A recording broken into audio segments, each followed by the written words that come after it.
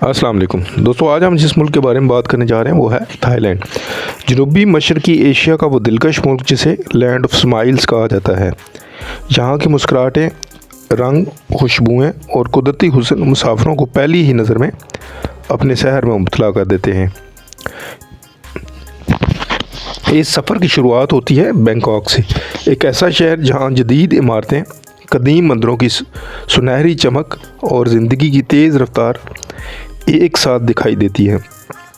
यहाँ मौजूद grand palace और वाट अरन जैसे मंदिर मुल्क की हज़ारों साल पुरानी तहजीब का आईना है। आगे बढ़ते हैं शिमाल की तरफ। चिंग माई पहाड़ों के दरमियान बसी हुई ये वादी अपनी खामोश फ़िज़ा, बुद्ध मार्ट और नाइट मार्केट्स के लिए मशहूर है। यहाँ की रवायती ट्रक नुमा गाड़ियाँ, लाना कल्चर और जंगली हाथियों के महफूज पार्क सियाहों को एक मुनफरिद तजर्बा फराहम करते हैं।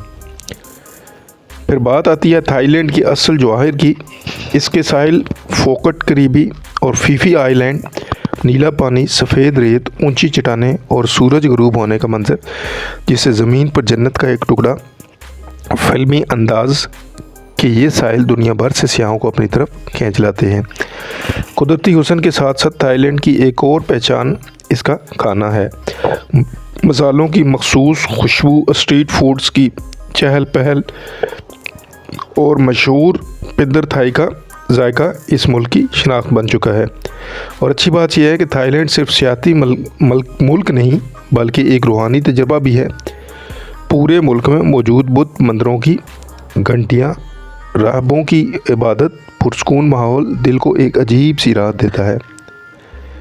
रंग, तहजीब, समंदर, मंदिर और मुस्कुराहटें, थाईलैंड एक ऐसा मुल्क है जो हर मुसाफिर को एक नई कहानी देकर रवाना करता है। हमारी आज की वीडियो का इख्तिताम होता है। वीडियो अगर अच्छी लगी है तो वीडियो को लाइक करें और चैनल को सब्सक्राइब करें। अल्लाह हाफिज़।